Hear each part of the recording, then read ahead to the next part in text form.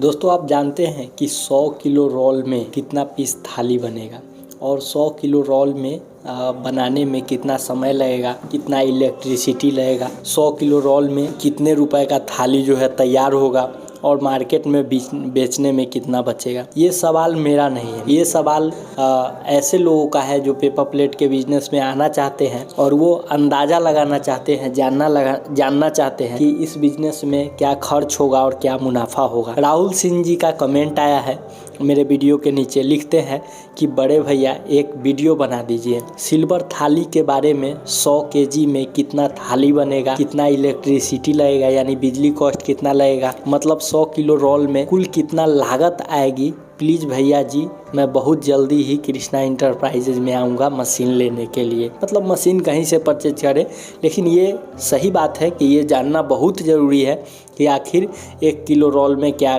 100 kilo role में क्या खर्च लगेगा। तो इसमें मैं बहुत सारा ऐड किया हूँ कि इलेक्ट्रिसिटी कॉस्ट कितना आएगा, बिजली कॉस्ट कितना आएगा, कितना पीस निकलेगा, कितना पीस का पैकिंग किया जाएगा और कैसे मार्केट में बेचा जाएगा और लगभग क्या बच जाएगा। सभी चीज़ों का लिस्ट मैं पूरा तैयार किया हूँ और आज की इस वीडियो में मैं आपको बताने वाला हूँ। सो अभी तक आपने इस चैनल को सब्सक्राइब नहीं किए हैं, चैनल को सब्सक्राइब कर लीजिए, साथ ही बेल आइकन को प्रेस कर लीजिए। चलिए शुरू करते हैं आज के इस नॉलेजेबल वीडियो को। मैं 50-50 केजी का 2 रोल मान के चलता हूँ और ये 80 GSM का रोल है, जो कि हम hydraulic paper plate making machine पे इसको बनाएंगे और इसका जो थाली का साइज होगा वो 12.5 इंच होगा। अलग अलग जगहों पे अलग अलग साइज का थाली चलता है, कहीं 13 इंच का थाली चलता है, कहीं 14 इंच का थाली चलता है, कहीं 12.5 इंच का चलता है और कहीं 12 इंच का चलता है। तो आप अपने अनुसार ले सकते हैं। इसमें जो भी मैं चीज़ बताऊंगा, चाहे वो प्राइस होगा, इलेक्ट्रिसिटी होगा या 1 किलो में कितना पीस होगा, ये सब एग्जाम्पल के तौर पे होगा, क्योंकि हर चीज़ का हर साइज़ में अलग अलग पीस होगा, अलग अलग उसका बिजली कॉस्ट आएगा और अलग अलग उसका प्राइस होगा। सो इस वीडियो में बताए गए प्राइस को आप जो है पकड़ के मत चलिएगा, क्योंकि समय के अनुसार हर चीज़ चेंज हो जाता है। तो सबसे पहले हम लोग देखते हैं कि इसका प्रोडक्शन कितना है। तो हमारे पास है all in one single cylinder single die machine, जिसमें हम 2 रोल चलाएंगे। तो 2 रोल चलाएंगे तो मिनट का हम 9 पंच लेकर के चलते हैं। ये मिनट का 8 पंच भी हो सकता है, 7 पंच भी हो सकता है, 10 पंच भी हो सकता है, क्योंकि इसमें स्पीड बढ़ाने और घटाने का जो है क्षमता रहता है। तो उस हिसाब से अगर 9 पंच का मैं इसमें हिसाब लेकर के चलूँ 1 मिनट का, तो 9 पंच 1 मिनट में दे रहा है, तो वो 1 रोल से, तो 2 रोल से कितना देगा, यानी 18 पीस देगा। तो 18 पीस अगर दे रहा है 1 मिनट में, तो 60 मिनट में यानी 1 घंटे में कितना पीस, तो 1080 पीस।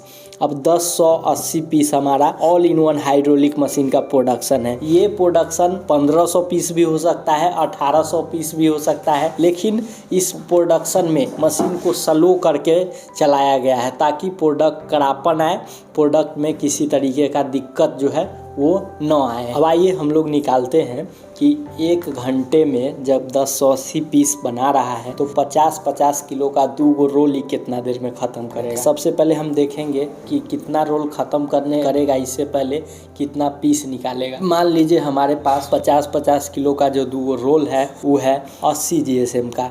तो 80 GSM 12.5 इंच जो थाली निकालता है वो लगभग 100 से लेके 110 पीस तक निकालता है। मैं 100 पीस मान के चलूँगा। किन्हीं लोगों का पेपर में वेरिएशन कम या ज़्यादा है या GSM डिफरेंट है, तो ये 100 के जगह 80 भी हो सकता है, 90 भी हो सकता है। तो आपके पास जो जितना GSM का पेपर है जहाँ से लिए है वहाँ से अप्रॉक्स में इसका पीस समझ लीजिए और तब कैलकुलेशन निकालिए। तो उस हिसाब से हमारा अगर 100 पीस है तो 100 किलो में कितना पीस होगा, 100 इंटू अगर हम 100 करते हैं तो 10,000 पीस। तो 1 घंटे में 1080 पीस निकाल रहा है, तो 10,000 पीस बनाने में कितना घंटा लगेगा, तो हमारा लगेगा 9.25 यानी 9.5 घंटा, मतलब 9.5-10 घंटा के करीब में लग जाएगा 2 रोल ख़त्म करने में। तो अब 10 घंटा में बिजली कितना कॉस्ट लगेगा और पैकिंग कॉस्ट क्या आएगा, रोल का कॉस्ट क्या आएगा, चलिए इस सब को निकालते हैं और फाइनल डिसीजन पे जो है पहुंचते हैं।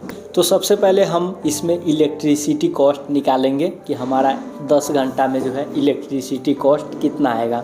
तो सबसे पहले देखेंगे कि जो हमारा ऑल इन वन मशीन है उसमें इलेक्ट्रिसिटी से चलने वाला कौन कौन सा उपकरण लगा हुआ है। तो इलेक्ट्रिसिटी से चलने वाला इसमें जो उपकरण है वो 2 HP का मोटर है, ब्लोअर फैन है जिससे कि प्रोडक्ट कटने के बाद आगे की ओर फेंकता है, उसके बाद इसमें हीटर है। और टोटल लोड क्या है, तो 2 HP का मोटर, तो 1 HP मोटर बराबर होता है 0.746, तो 2 HP है तो 1.492 हो गया। फैन हो गया हमारा 0.025 वाट और हीटर हो गया 500 वाट।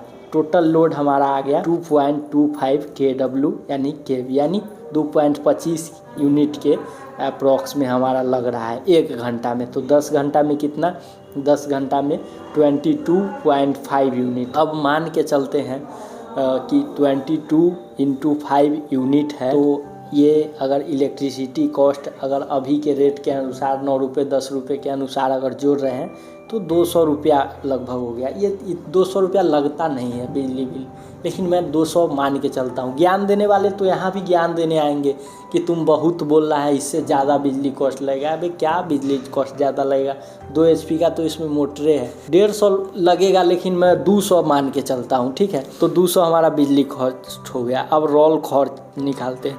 तो रोल हमारा 2 पीस है 50-50 का किलो का, सिल्वर कलर का अगर रोल है तो 58 रुपये मैं लेकर के चलता हूँ अभी के हिसाब से। हो सकता है बाद में ये 55 हो जाए, 60 हो जाए, तो उस हिसाब से 5800 हमारा रोल खर्च हो गया।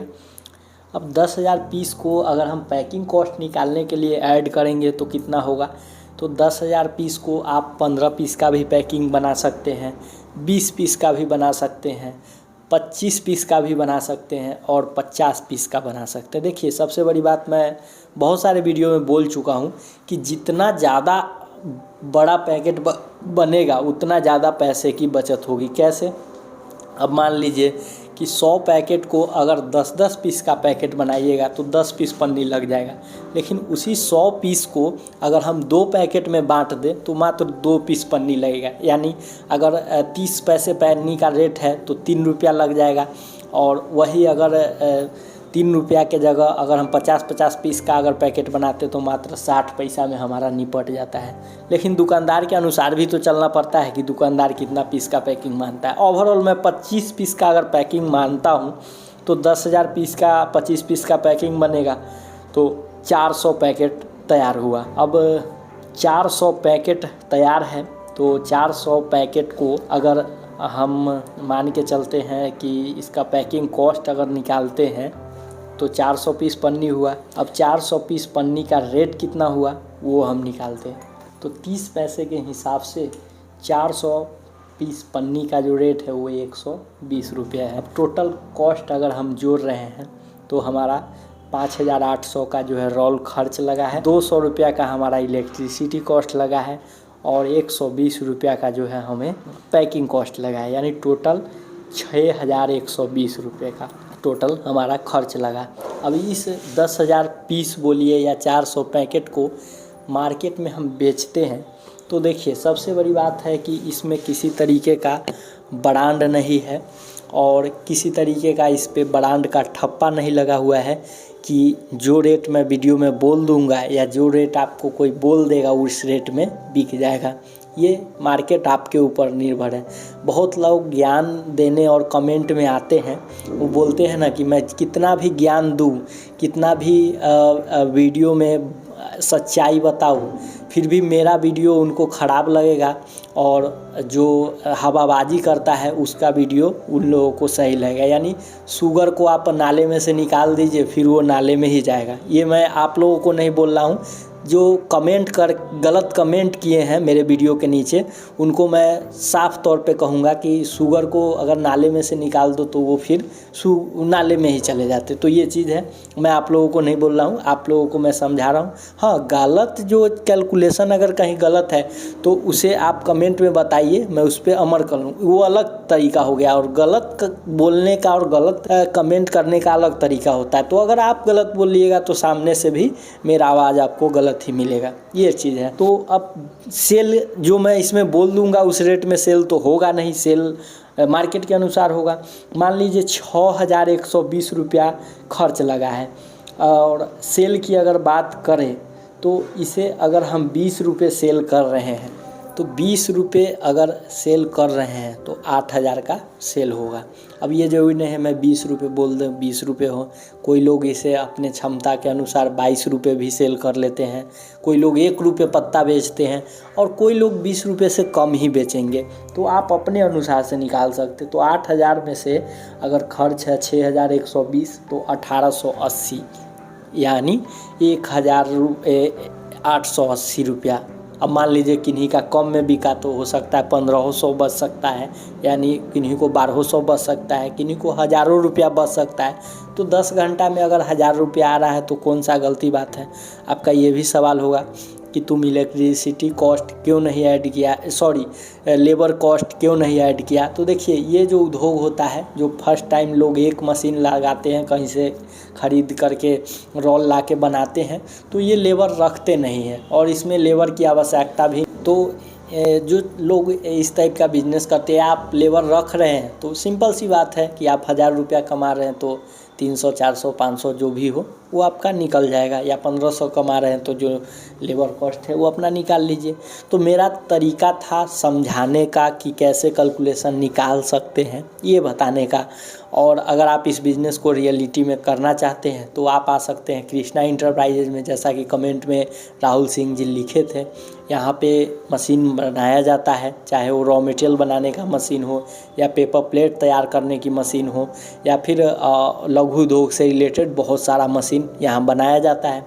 वीडियो स्क्रीन पे नंबर है, बात कीजिए, देखिए, समझिए और यहाँ आप आ सकते हैं। और इस तरीके का अगर कैलकुलेशन आपको भी समझना है तो आप कमेंट में ज़रूर लिखिए, मैं इसके ऊपर अध्ययन करूँगा और आपको भी बेहतर जानकारी देने की कोशिश करूँगा। और चैनल पे नए हैं तो चैनल को ज़रूर सब्सक्राइब कर लीजिए, क्योंकि इस चैनल के माध्यम से मशीन का सेटिंग और नए नए मशीनों का इन्फॉर्मेशन, डाई के बारे में, रॉ मटेरियल के बारे में मैं पूरा डिटेल से समझाते रहता हूँ। तो अगर आप सब्सक्राइब करके रखिएगा तो हर चीज़ों का आपको डिटेल मिलते रहेगा। मैं मिलता हूँ अगले वीडियो में एक नए इन्फॉर्मेशन के साथ। तब तक के लिए जय हिंद, वंदे मातरम।